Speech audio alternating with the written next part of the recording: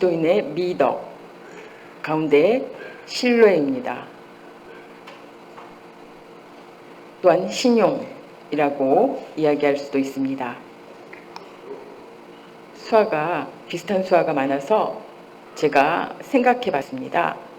신용은 이렇게 하면 좋을 것 같습니다.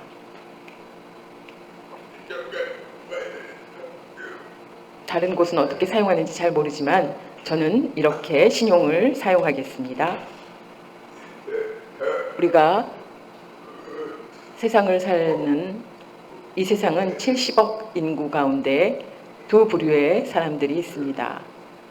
예수님을 믿고 구원받은 하나님의 자녀들이 있고, 예수님을 믿지 아니하여 구원을 받지 못한 사람들이 있습니다. 결국 구원받은 사람들과 구원받지 못한 사람들, 이렇게 두 부류가 있습니다. 두 부류가 섞여서 살고 있습니다. 사람은 겉으로 보고 알 수 없습니다. 하나님께서는 다 알고 계십니다. 그래서 우리가 이 두 부류의 사람들에 대해서 알 필요가 있습니다. 결국 어떻게 되는가 하면 성경 말씀대로 천국에 가거나 지옥에 가거나 이렇게 되는 것입니다. 이것은 농담이 아닙니다. 확실한 일입니다. 천국에 다녀왔다면 우리가 알 수 있지만 아무도 다녀온 사람이 없습니다. 우리가 말씀을 통해서, 하나님 말씀은 진리입니다.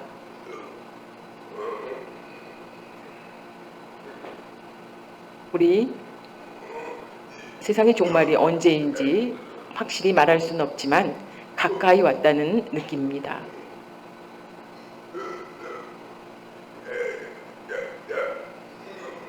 살아남은 자들은 예수님께서 다시 오면 이 세상은 끝이 나는 것입니다. 그렇기 때문에 우리에게는 준비가 필요합니다. 내가 천국 가고 싶은데 어떻게 해야 하는지 여러분에게 묻겠습니다. 자신을 보고 나는 예수님을 믿고 또 죄에 대해서 고백하고 용서를 받았어. 나는 하나님의 자녀라는 것을 확실히 믿는다면 천국에 갈 수 있습니다. 그러나 아직도 예수님을 영접하지 못하고 주저한다면 곤란합니다. 그렇다면 천국에 갈 수 없습니다. 확실히 마음과 입으로 고백해야 합니다. 그래야 하나님의 자녀가 되고 영생에 들어갈 수 있는 줄 믿습니다. 그러나 기준이 있습니다. 구원의 조건은 에베소서 2장 8절에서 9절 말씀에 있습니다. 너희는 그 은혜에 의하여 믿음으로 말미암아 구원을 받았으니 이것은 너희에게서 난 것이 아니요 하나님의 선물이라. 행위에서 난 것이 아니니 이는 누구든지 자랑하지 못하게 함이라. 아멘. 천국에 가고 싶은데 어떻게 하면 갈 수 있는지, 내가 행동도 착실하지 못하고 믿음도 안 좋은데 이렇게 생각한다면 내가 잘못이 많구나, 정말 하나님 앞에 부끄럽구나 생각한다면 예수님을 믿고 고백하면 구원을 받게 됩니다. 여러 가지 행동이 멋있고 좋아야 구원을 받는 것이 아닙니다. 우리 모두 하나님께서 선물로 주셨습니다. 구원은 하나님의 선물이라는 것을 기억하시기 바랍니다. 신뢰라는 단어의 뜻은 믿음과 비슷하지만 약간 다릅니다.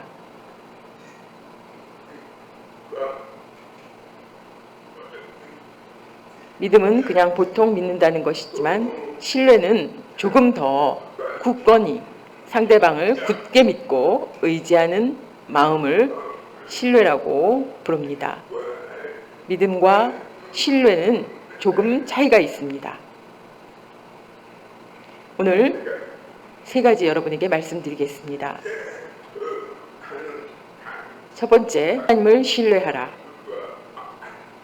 하나님께서 우리들에게 명하셨습니다. 하나님을 신뢰하라 명하신 것은 너무나 귀한 일이기 때문입니다. 신뢰에 대해서 더 확실한 이해를 위해서 몇 가지 예를 들어보겠습니다. 미국에 가면 캐나다와의 국경에 폭포가 있습니다. 나이아가라 비슷하죠? 나이아가라 폭포가 있습니다. 아주 큰 규모의 폭포입니다. 그러나 150년 전에 어떤 일이 있었는데요.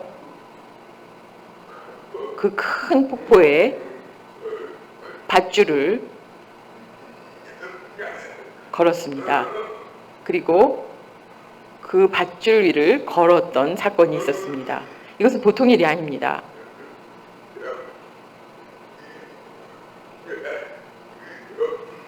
여기를 걸었던 사람이 있습니다. 그때에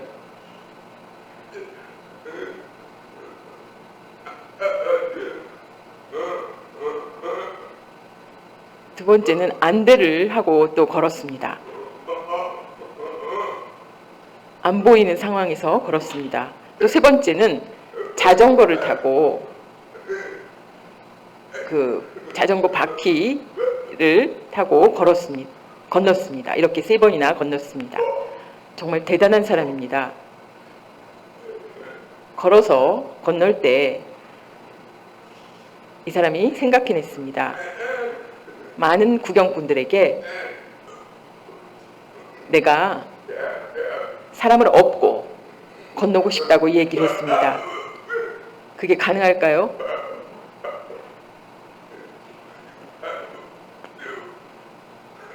가능하다고 이야기하면서 그 사람들 가운데 한 사람을 업겠다고 했지만 나오는 사람이 없었습니다. 우리 교인들 중에서도 그 등에 업힐 분들이 계실까요? 손든 사람이 있는데 아무도 그 당시에는 업히겠다고 한 사람이 없었습니다. 그래서 제일 앞에 있는 사람을 불렀습니다. 나를 믿습니까? 믿는다고 했습니다. 그랬더니 등에 업고 이렇게 사진의 모습처럼 밧줄을 걸었습니다. 정말 긴장되는 그 순간이었습니다. 많은 사람들이 박수를 쳤습니다. 나중에 그 등에 업힌 사람은 그 업은 사람의 매니저였습니다. 그 사람을 믿었기 때문에 이렇게 업힐 수 있었던 것입니다.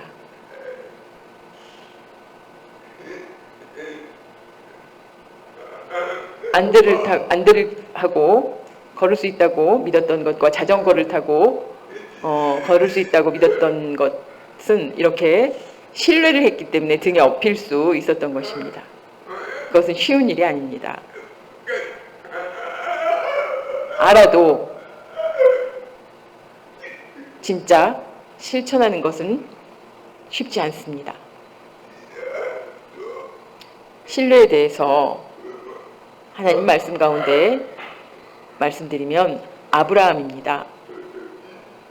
100세 때 얻은 아들을 하나님께서 달라고 하시니까 아브라함은 절대적인 순종을 했습니다. 100세 때 아들을 주셨으니 다시 주실 거라고 믿었습니다.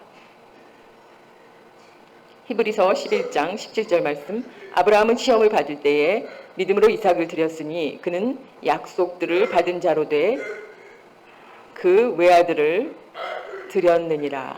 아멘.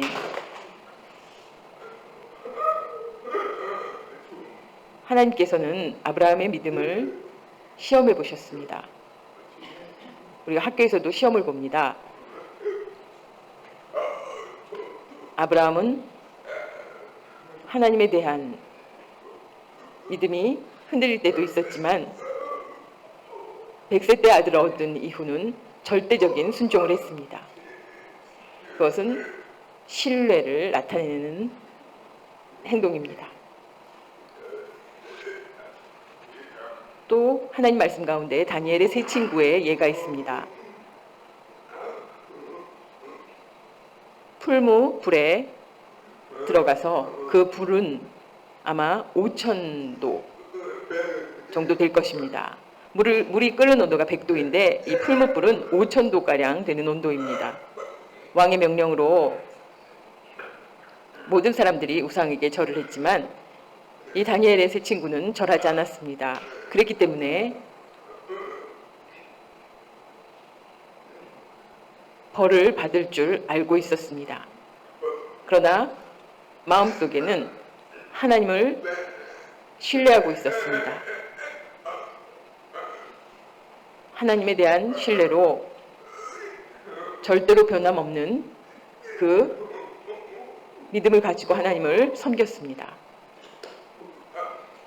세 친구는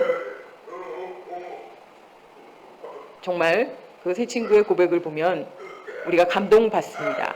그렇게 하지 아니하실지라도 라는 고백입니다. 그 뜨거운 곳에 내가 들어가서 내가 불타오를지라도 하나님을 확실히 믿는다는 것입니다. 나를 도와주시지 않을지라도 내가 불에 타서 죽을지라도 상관이 없다는 뜻입니다. 하나님이 나를 이곳에서 구하지 않으셔도 괜찮다는 것입니다. 하나님에 대한 신뢰입니다. 또 예수님의 제자들, 예수님과 함께 배에 타고 갈 때에 조용한 바다가 갑자기 바람이 불고 풍랑이 일었습니다.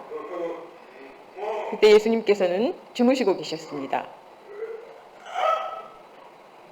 보통 배가 흔들리면 자기가 어렵습니다. 물도 튀어오르고. 그런데 예수님께서 주무신 것은 아마 너무나 피곤했기 때문에 아니면 제자들을 시험해 보시기 위해서 주무셨는지도 모르겠습니다. 풍랑이 심하게 일어났습니다. 너무나 위험한 상황에 빠졌습니다. 제자들은 걱정이 되어서 어쩔 줄 모릅니다. 예수님을 깨웁니다. 주여, 우리를 도와주시지 않으십니까? 우리가 죽겠나이다. 고백합니다. 그때 예수님께서 제자들을 야단치십니다. 믿음이 적은 자들이라고 야단치십니다. 예수님께서 많은 기적을 행하시고 중풍병자를 낫게 하시고 여러 가지 많은 기적을 행했지만 제자들이 그것을 다 보았습니다. 그런데 배가 흔들린다고 예수님의 그 능력에 대해서 예수님과 함께 있기 때문에 걱정할 필요 없다는 것을 잊어버리고 두려워한 것입니다. 전에 제가 말씀드린 적이 있습니다.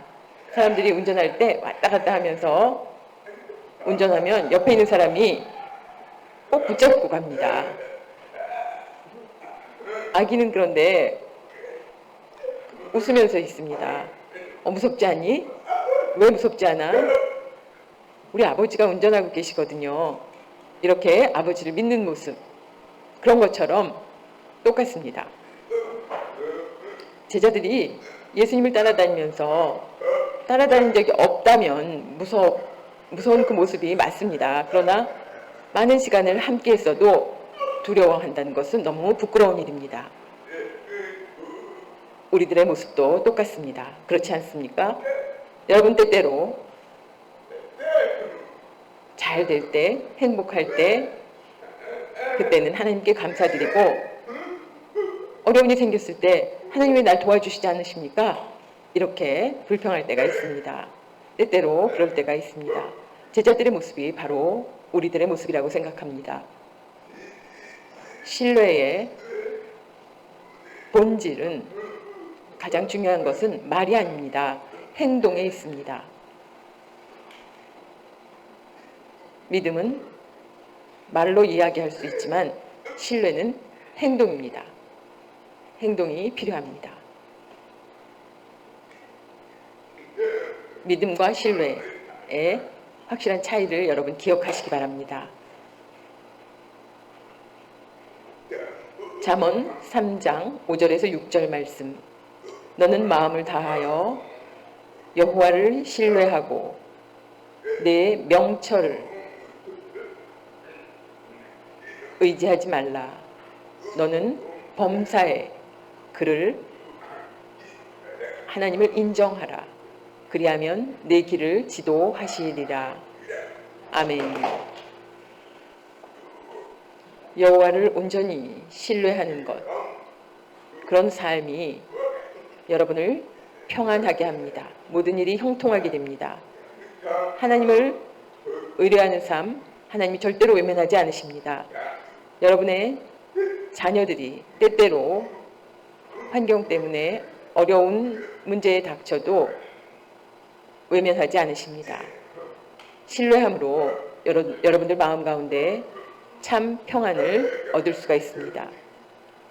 아까 뱃속에서 풍랑이 쳐도 그 주무시는 모습, 제가 설교를 준비하면서 아마 예수님 몸 아래에서는 풍랑이 치지만 예수님은 전혀 요동치 않으시는 그런 그 모습을 상상해 보았습니다. 우리가 하나님을 신뢰할 때 모든 일을 이겨낼 수 있습니다. 두 번째는 신용도가 높은 사람에 대해서 말씀드리고 싶습니다. 신뢰는 하나님과 나의 관계입니다. 그럴 때 신뢰라는 단어를 사용하고 신용이라는 단어는 사람 사이의 관계에서 신용이라는 단어를 많이 사용합니다. 성경 말씀에 제가 읽어보면서 신기한 단어를 발견했습니다. 식언, 시건치 않으신 하나님, 사전을 찾아보니까 오래전에 제가 이 말씀을 읽었는데 새로 번역이 바뀌어서 요즘은 다르게 표현되어 있습니다. 거짓말을 아니하시고 하지 않으시고라고 표현됐는데 민수기 23장 19절 말씀 하나님은 사람이 아니시니 거짓말을 하지 않으시고 인생이 아니시니 후회가 없으시도다. 어찌 그 말씀하신 바를 행하지 않으시며 하신 말씀을 실행하지 않으시랴. 아멘. 이 단어는 말을 바꾸지 않는 것입니다. 예전에는 시건치 않으시는 하나님이라는 표현이 있었는데 그 시건이라는 것은 말을 막 바꾸는 것을 이야기합니다. 하나님께서는 그렇지 않으신 분이라는 것입니다. 약속하면 꼭 지키시는 하나님이십니다. 절대로 한번 이야기한 것을 어기지 아니하시는 하나님이십니다. 정비례의 법칙이 있습니다. 정비례라는 것은 무엇이 올라가면 따라서 같이 올라가는 것, 비례대로 같이 올라가는 것입니다. 반비례는 어떤 것이 올라가면 다른 것은 반대로 내려오는 것입니다. 이것을 반비례라고 합니다. 정비례는 같이 따라서 올라가는 것입니다. 약속을 지키면 신용도도 올라갑니다. 약속을 어기면 신용도도 떨어집니다. 여러분, 신용도가 굉장히 중요합니다. 여러분, 신용을 잃어버리면 재산을 잃어버린 것과 같습니다. 믿음을 잃어버린 것은 생명을 잃어버린 것과 같습니다. 은행에서 말하는 신용 등급이 있습니다. 은행에서 많이 사용합니다. 저축하고 대출하고 여러 가지 그런 일들을 위해서 은행에서 신용 등급을 만들어 두었습니다. 첫 번째, 은행하고 거래가 없으면 10등급입니다. 보통은 6등급,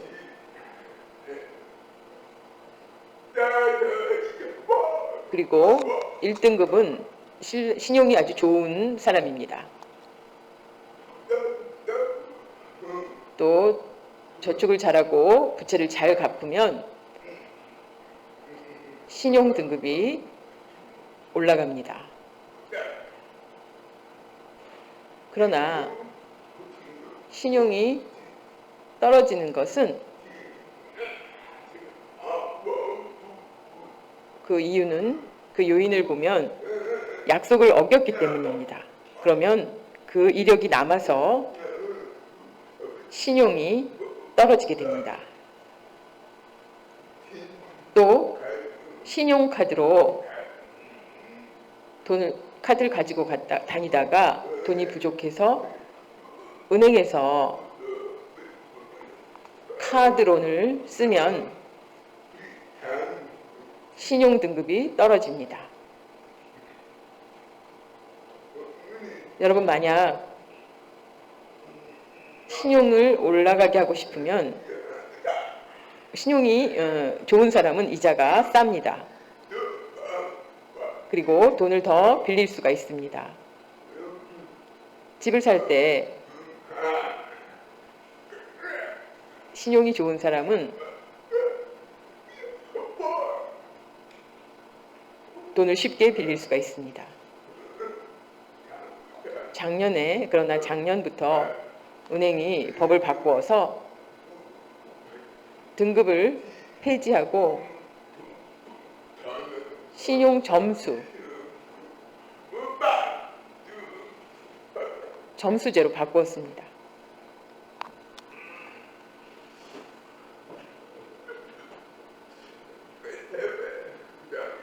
택배 회사입니다. 페더럴 익스프레스. 우리나라에 가끔 가다가 이런 승합차 모습을 볼 수 있습니다. 미국 회사입니다.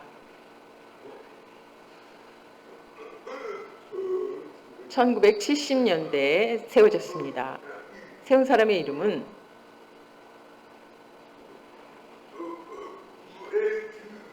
프레드릭 스미스. 나이가 80이 가까이 온 사람입니다. 회사 경영 이념이 절대적으로 아주 철저하게 꼭 지키게 되는 것입니다. 절대적으로 내일까지. 오늘 보내면 내일 도착합니다. 확실하게, 실수 없이. 이런 회사 경영 이념을 가지고 직원들에게 이야기했습니다. 그래서 회사가 잘 발전하고 있었는데 어느 날 문제를 만났습니다. 택배 일하는 사람들이 준비를 하는데 갑자기 태풍으로 다리가 무너졌습니다. 그래서 이 회사에서 운행하는 그 차가 그 다리를 건널 수가 없었습니다. 내일까지 배달할 수가 없었습니다. 큰일 났습니다. 내일 도착해야 되는데 약속을 어기는 것과 마찬가지입니다. 그래서 회사 사람들이 무너진 그 다리 때문에 고민을 하다가 헬리콥터를 계약했습니다. 그리고는 헬리콥터를 타고 배달을 했습니다. 다 약속을 지켰습니다. 이 소문이 퍼지게 되고 모두 깜짝 놀랐습니다.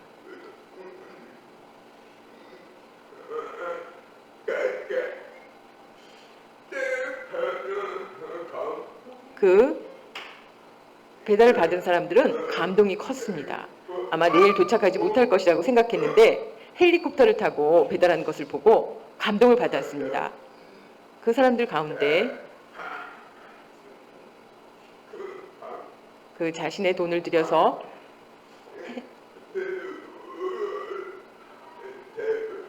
이 페더럴 익스프레스에 대해서 크게 감사한다는 그런 광고를 실었습니다. 많은 사람들이 이 이야기를 듣고 깜짝 놀랐습니다. 그래서 이 회사가 아주 크게 인기가 있어졌습니다. 안 된다고 할 때, 부정적으로 생각할 때 그것을 이겨내고 성공한 것입니다. 우리나라 택배 가운데 가장 빠른 것이 우체국 택배입니다. 마찬가지로 오늘 보내면 내일 도착합니다. 아마 우리나라에서 이것을 배운 것 같습니다. 아주 신용이 좋은 회사입니다. 신용은 가볍게 여길 수가 없습니다. 보물 같은 것입니다. 예수님을 믿는 사람들이기 때문에 마음대로 산다면 안 됩니다. 더욱 약속을 지키시는 하나님의 자녀로 약속을 잘 지키는 많은 사람들에게 그 모습을 보여주는, 그리하여 세상 사람들이 보고 정말 칭찬하는, 부끄럽지 않은 사람이 되어야 됩니다. 한 사람의 잘못으로 모든 사람들이 부끄러움을 당하게 됩니다. 세 번째, 나의 영적 신용 점수는 얼마인가? 아까 은행의 신용 등급은 폐지되고 작년부터 점수제로 바뀌었다고 말씀드렸습니다. 점수가 1000점에서 제일 신용도가 낮으면 0점입니다. 여러분 자신을 보시기 바랍니다. 은행이 아니라, 은행에서는 잘 신용을 지키지만 하나님 앞에서의 여러분 점수는 얼마나 될까요? 전에는 1월 1일이 되면 부끄러운 여러 가지 죄를 회개하고 새해부터는 바뀐 모습으로 살겠다고 결심합니다. 그런데 또 금방 다시 잘못된 모습으로 돌아갑니다. 우리의 너무나 점수가 부족할 것입니다. 너무나 부끄럽습니다. 은행에서 높은 점수면 은행 거래에 있어서 유익이 큽니다. 점수가 낮으면 굉장히 어려움을 많이 당하게 됩니다. 여러분, 신용카드를 크레딧 카드라고 이야기합니다. 그것은 신용이라는 뜻입니다. 미국은 아주 까다롭습니다. 그 카드 사용하는 사람들에게. 미국에 가서 살면 여러분 굉장히 힘듭니다. 신용 점수가 처음에는 없기 때문입니다. 집을 사기도 어렵고 차를 사기도 어렵습니다. 신용을 몇 년 동안 쌓은 후에야 컴퓨터에 우리의 신용에 대해서 나오면 그때서야 우리가 은행 거래를 원활히 할 수 있습니다. 신용에 대해서 가볍게 생각하면 곤란합니다. 예를 들면 다른 사람에게 돈을 빌려서 언제 줄게 하고는 계속 어기는 사람이 있습니다. 빌리기는 쉽고 갚기는 어렵고 이런 사람들이 많이 있습니다. 빌려가고는 안 갚는 사람들이 많이 있습니다. 농아인 사회에서 고쳐야 되는 것입니다. 신용이 높아지기 위해서 우리가 정신을 차리고 바꾸고 잘 지켜야 하나님 앞에 부끄럽지 않습니다. 약속을 잘 지키는 사람은 신실한 사람이라고 부릅니다. 약속을 잘 지키는 사람은 신실한 사람입니다. 하나님, 신실하신 하나님이십니다. 하나님께서 여러분에게 물으실 것입니다. 그러므로 하늘에 계신 너희 아버지의 온전하심과 같이 너희도 온전하라. 마태복음 5장 48절 말씀. 아멘. 하나님께서는 신용 점수가 만점입니다. 여러분들 점수는 10점, 5점, 2점. 나는 안 돼. 그런 생각은 곤란합니다. 오늘 말씀 보십시오. 하나님의 온전하심 같이 우리도 노력해서 10점이라면 12점을 향해서 이렇게 노력하면서 살 때 하나님 기뻐하십니다. 안 돼 이렇게 생각한다면 게으른 것입니다. 고등학교에서 학생들을 가르치는 선생님께서 시험지를 나눠줬습니다. 교회를 열심히 다니는 학생이 아니었기 때문에 학생이 대충 썼습니다. 하나님은 다 아십니다. 공부를 열심히 하지 않은 학생이어서 하나님은 100점. 답을 안 쓰고 하나님은 다 아십니다라고 쓴 학생을 보고 하나님은 100점인데 너는 빵점이야 이렇게 이야기했다고 합니다. 하나님을 이용하면 곤란합니다. 열심히 노력해야 합니다. 내가 거룩하고 바른 모습으로 살기를 노력해야 합니다. 그런 모습을 보여주어야 합니다. 골로새서 4장 7절 말씀, 오늘 읽은 말씀입니다. 두기고가 내 사정을 다 너희에게 알려주리니 그는 사랑받는 형제요 신실한 일꾼이요 주 안에서 함께 종이 된 자니라. 아멘. 바울의 편지 속에 두기고의 이름이 나옵니다. 여러분 잘 아십니까? 정말 낯선 이름입니다. 잘 안 보이는 이름입니다. 그렇죠? 두기고는 그러나 정말 바울의 마음에 아주 합한 그런 사람이었습니다. 두기고처럼 안 보이게 바울을 위해서 3차 전도 여행 때 만나서 제자를 만들어서 아마 바울을 따라다녔습니다. 그런데 바울이 감옥에 갔을 때 여러분 생각해 보십시오. 로마의 감옥에 10년을 있었습니다. 10년 동안 바울이 그 힘든 생활하면서 편지를 썼습니다. 그때 두기고가 바울을 도왔습니다. 정말 신용이 정말 있는 그런 사람입니다. 그런 모습을 여러분들 닮기를 원합니다. 이름이 유명한 것이 중요하지 않습니다. 안 보이게 신실한 삶을 사는 것이 중요합니다. 등대지기에 직무유기, 자신의 그 책무를 다하지 못한 것입니다. 등대지기는, 등대의 역할은 밤에 불을 비추어서 배를 도와주는 역할을 하는 것입니다. 등대지기가 어느 날 등대의 불을 켜기 위해서는 기름이 필요합니다. 항상 정부에서 그 기름을 공급합니다. 어느 날 진눈깨비가 많이 내리는데 등대지기에게 그 차를 타고 가던 사람이 등대지기에게 부탁했습니다. 차에 기름이 떨어졌습니다. 등대지기가 보니 안 됐어서 등대 불을 밝히는 기름을 빌려주었습니다.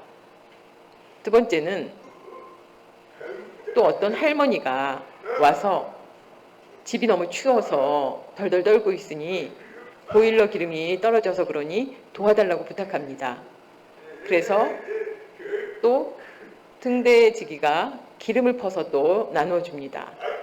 또 어느 아주머니가 와서 집에 등잔불에 기름이 없으니 기름을 좀 빌려달라고 합니다. 또 퍼서 줍니다. 그런데 등대불이 꺼졌습니다. 밤이 돼서. 배들이 길이 안 보여서 서로 부딪혔습니다. 큰 사고가 났습니다. 배가 침몰하고 많은 사람들이 사망했습니다. 결국 이런 일이 왜 일어났을까요? 그래서 조사를 해봤더니 등대가 꺼졌기 때문이었습니다. 그래서 왜 이런 일이 일어났는지 기름을 정부에서는 잘 공급했는데 물어봤습니다. 등대지기가 기름이 넉넉했지만 차가 다니지 못한다고, 보일러가 꺼졌다고, 등불이 꺼졌다고 기름을 빌려달라고 그래서 주었습니다. 그래서 결국 기름이 부족해서 등대가 꺼지게 되었습니다. 잘했다고 칭찬받을까요? 아닙니다. 감옥에 들어갑니다. 등대지기의 사명은 어려운 사람을 돕는 것이 아닙니다. 바다에 길을 밝히는 일을 하는 것입니다. 굉장히 중요한 일입니다. 남을 돕는 것보다 더 중요한 것입니다. 여러분도 똑같습니다. 하나님과의 관계가 중요한 것입니다. 사람들하고의 관계보다 하나님과의 관계가 더 중요한 것입니다. 사람들을 더 생각한다면 사명을 잃어버린 것과 같습니다. 하나님 앞에 충성하고 이름 없이 빚도 없이 열심히 하나님이 주신 사명을 충성할 때 우리가 인정받게 되는 것입니다. 열심히 다른 사람을 돕는다고 되는 것이 아닙니다. 하나님하고의 관계가 첫 번째입니다. 마지막으로 이야기 하나 해드리겠습니다. 어느 교회 집사님인데 40년 전에, 약 40년, 50년 전입니다. 그때에 어느 집사님이 친구에게 부탁했습니다. 사업에 필요한데 보증을 서달라고 부탁했습니다. 친구랑 아주 어릴 때부터 가깝게 지냈기 때문에 거절하기 어려워서 보증을 서주었습니다. 서류를 만들어서 은행에 제출한 후에 잘 된 줄 알았는데 은행에 돈을 갚지 않았습니다. 그래서 결국 보증인을 찾아오게 됐습니다. 당신이 보증인입니까? 네, 맞습니다. 어떻게 갚겠습니까? 제가 집을 팔은 후에 갚을 테니까 기다려달라고 부탁했습니다. 어떻게 믿습니까? 도망가면 어떻게 합니까? 그때 그 집사님이 이렇게 말했다고 합니다. 저는 예수 믿는 사람입니다. 예수 믿는 사람은 말한 대로 합니다. 이렇게 이야기를 했습니다. 그래서 결국 친구가 실수로 회사가 망했지만 집을 팔아서 큰 돈을 갚아주었습니다. 부족한 돈으로 작은 집을 옮겼습니다. 4, 50년 전에 한남대교 넘어 사람들이 살지 않는 땅을 샀습니다. 거기다가 집을 세우고 살았습니다. 지금 아마 그 장소가 리버사이드 호텔 옆쯤 되었던 것 같습니다. 지금은 정말 그때 그 일이 아파트 3채를 갖게 된 부자가 되었습니다. 나는 예수님 믿는 사람이기 때문에 예수님 믿는 사람 말 한 대로 한다는 그 사람이, 그 집사님이 축복을 받은 것입니다. 하나님의 이름에 합당한 예수님을 믿는 사람다운 그런 삶을 살 때 하나님 영광 받으십니다. 또 축복을 주시는 줄 믿으시기 바랍니다. 그런 여러분들 되시기 바랍니다. 하나님 아버지, 은혜와 사랑에 감사드립니다. 오늘 그리스도인의 미덕 6번째 시간이었습니다. 신뢰가 무엇인지, 신용이 무엇인지 우리 그리스도인들 꼭 지키며 실천해야 될 것을 배웠습니다. 하나님, 저희 모두 하나님을 향한 신뢰가 높아지고 또 사람들과의 신용도 높아지고 하나님께 큰 기쁨이 되고 또 감동을 주는 그런 사람이 되어 전도하고 살 수 있는 은혜를 베풀어 주시옵소서. 지금부터 저희들 신용이 높아져서 신뢰가 높아져서 하나님 앞에 섰을 때 칭찬받고 영광받는 저희들 되기를 원합니다. 감사드리며 예수님의 이름으로 기도합니다. 아멘.